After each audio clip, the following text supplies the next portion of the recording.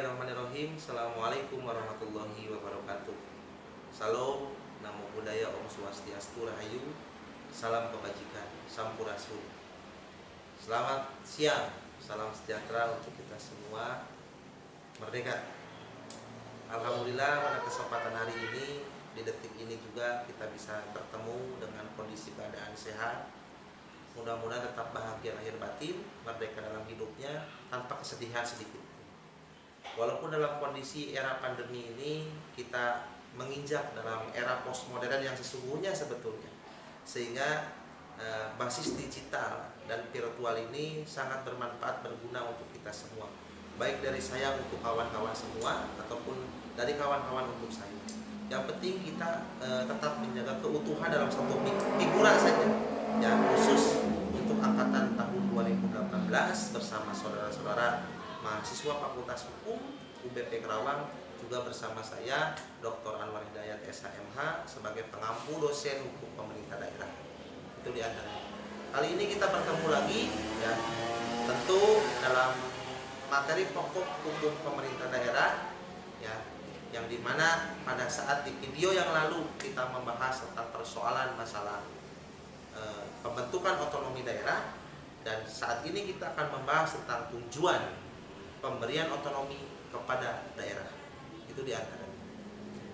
Saya sebelumnya ingin mendoakan kepada teman-teman semua bahwa sampai hari ini harus tetap sehat, bahagia, jangan pernah bersedih. Apapun yang kita sedang hadapi, mudah-mudahan diberikan ridho oleh Ilahi, ya kan, keberkahan yang sungguh luar biasa, tentu untuk mencapai pada persoalan kebahagiaan. Itu diantaranya. Dalam materi pokok selanjutnya dan di video hari ini dan di video selanjutnya kita akan membahas tentang tujuan pemberian otonomi kepada daerah. Dalam persoalan tujuan pemberian otonomi kepada daerah, setidak-tidaknya tidak akan kurang daripada 4 hal atau 4 tujuan, ya, ketika berbicara soal tujuan pemberian otonomi kepada daerah. Menurut Profesor Bagirmanan, yang dimana sekurang-kurangnya ada 4, ya, tujuan dalam pemberian otonomi kepada daerah menurut Profesor Bagirmanan, di antaranya, ya kan, A. Mendemokrasikan, ya, pemerintahan. Tujuan pokoknya itu, ya kan, mendemokrasikan pemerintahan. Sehingga bagaimana caranya? Tujuan daripada persoalan masalah pemberian otonomi kepada daerah itu yang pertama adalah mendemokrasikan pemerintahan. Itu adalah tujuan pokok. Yang keduanya pembagian dan pembatasan kekuasaan, ya kan? Sehingga tidak semuanya tersentral baik di pemerintah pusat ataupun di provinsi, tidak, ya kan? Pembagian dan pembatasan kekuasaan yang dimaksud adalah ada skup yang diatur oleh pemerintah daerah itu sendiri, ya kan? Ada yang diatur oleh pemerintah provinsi, ada yang diatur juga oleh pemerintah pusat, ya kan? Seperti apa yang dulu saya pernah sampaikan di dalam hukum tata negara atau di dalam sistem ketatanegaraan.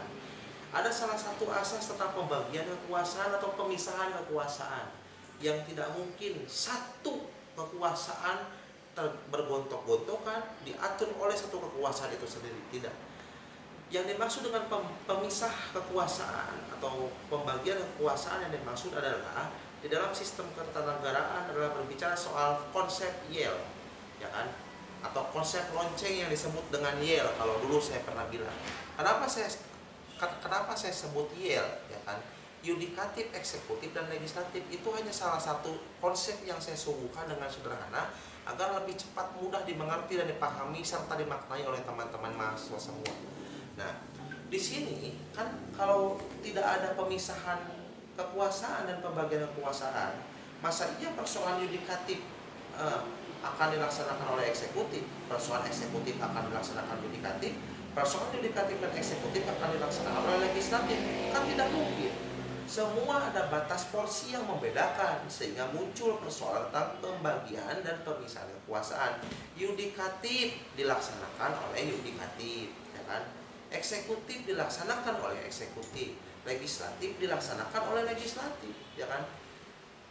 Kawan-kawan juga sudah tahu sebetulnya, sudah harus memahami dan memaknai persoalan pemisahan kekuasaan yang dimaksud, gitu kan, atau pembagian kekuasaan yang dimaksud, ya kan? Legislatif misalnya. Nah, legislatif kan memiliki indikator-indikator tugas di dalamnya, ya kan? Menginisiasi dalam persoalan rancangan peraturan perundang-undangan baik di pusat ataupun menginisiasi rancangan peraturan daerah tingkat provinsi ataupun daerah, kabupaten kota, itu diantaranya. Mengawasi daripada eksekutif, ya kan? Nah, controlling, budgeting, itu diantaranya. Kan tidak mungkin controlling, budgeting, itu kan inisiasi membuat peraturan dilaksanakan oleh yudikatif, kan berbeda. Nah, ini yang dimaksud dengan pemisahan kekuasaan. Nah, kalau berbicara dalam 4 tujuan pemberian otonomi yang baru ya kepada daerah menurut Profesor Bagirmanan, yang keduanya tentang pembagian pembatasan kekuasaan itu ya harus memang dilaksanakan, tidak boleh tidak dilaksanakan. Dan yang ketiganya atau C-nya, efisiensi dan efektivitas pelaksanaan tugas-tugas pemerintahan. D, pembangunan.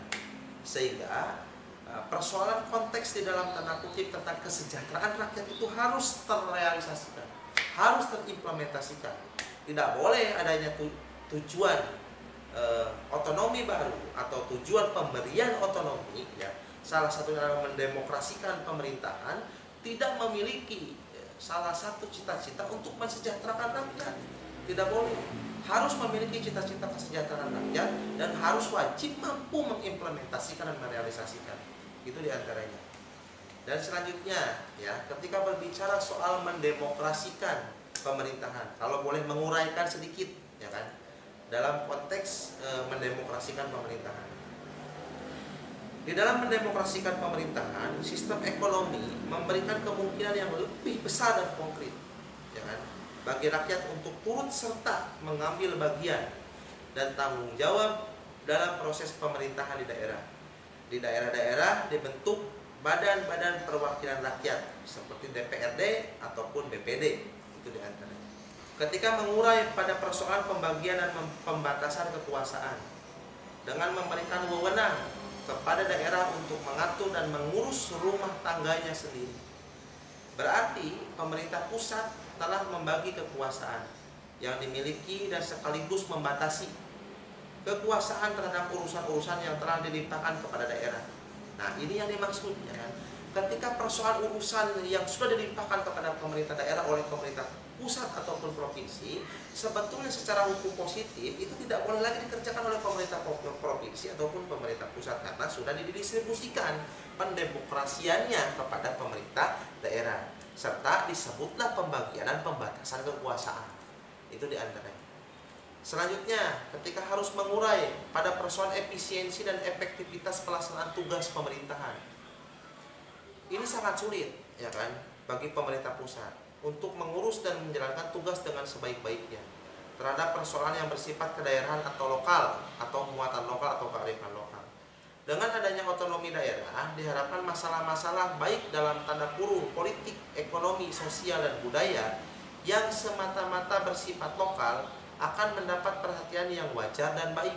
Dari segi penyelenggaraan administrasi, pemerintahan pada umumnya dapat diselenggarakan dengan lebih murah, efisien, dan cepat serta akuntabel. Itu diantaranya. Nah, yang terakhir dalam 4 tujuan menurut Profesor Bagirmanan, ya, tentang pembangunan, ya kan? Ketika harus diurai bahwa partisipasi rakyat yang merasakan aspirasinya diperhatikan akan lebih mudah untuk dibangkitkan. Dengan keuangan yang digali oleh daerah itu sendiri, maka daerah dapat secara bebas membangun apa yang menjadi kebutuhan nyata oleh daerah itu sendiri. Karena daerahlah yang paling mengetahui kepentingan dan kebutuhan daerahnya. Seperti apa yang tadi saya sampaikan di awal, bahwa berbicara persoalan pembangunan apa yang diuraikan tadi, ya kan? Seperti yang di awal yang saya sampaikan, yang berhak untuk menyelenggarakan pemerintahan otonomi ataupun yang berhak menyelenggarakan pembentukan otonomi, itu kan, ini berbeda definisinya.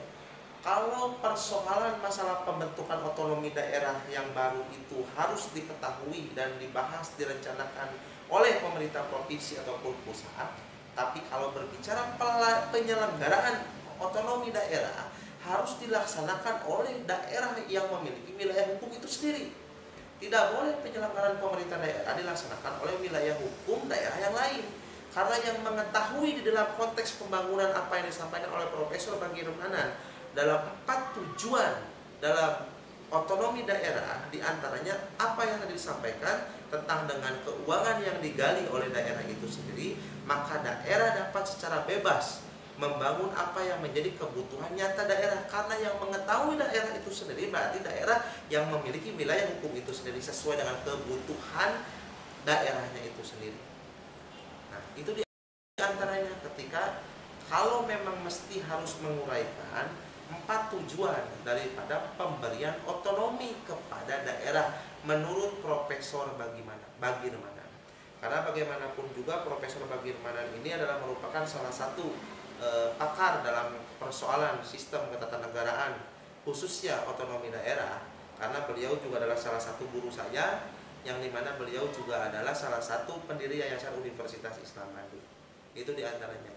Nah, di dalam materi tentang tujuan pemberian otonomi kepada daerah, setidaknya kalau sedikit direview atau boleh mereview, ada 4 tujuan dalam tujuan memberikan otonomi kepada daerah. Ya kan, salah satunya tadi yang sudah diuraikan satu persatu dalam 4 tujuan dalam amanat rujukan dari Profesor Bagi Rumanan. Untuk itu mohon maaf kembali ya, dan terima kasih banyak yang sebesar-besarnya atas perhatiannya dan telah membuka ya dokumen dan video YouTube saya dalam hukum pemerintah daerah di materi tentang tujuan pemberian otonomi kepada daerah. Mudah-mudahan teman-teman semua tetap semangat untuk memvisit ya kan dalam kolom komentar yang ada di YouTube saya sebagai salah satu pengganti absen atau telah melakukan absensi yang kedua setelah Buana Online Course ya kan. Sehingga absennya 2 ada di Buana Online Course dan juga di visit di komentar YouTube saya pribadi. Untuk itu mudah-mudahan yang melihat mendengarkan video saya dan memaknai video saya mudah-mudahan diberikan keberkahan, kebahagiaan yang luar biasa tanpa kesedihan hidupnya, dan tentu hutangnya lunas, rezekinya semakin banyak. Ya, itu diantaranya. Mohon maaf apabila memang tidak bisa memuaskan, karena saya sedikit pun tidak ditakdirkan menjadi alat pemuas buat teman-teman semua. Saya akhiri, Om Santi Om, wallahul muwaffiq ila aqwamit thoriq. Assalamualaikum warahmatullahi wabarakatuh. Salam baktos dari saya, Pak Dr. Anwar Hidayat SH.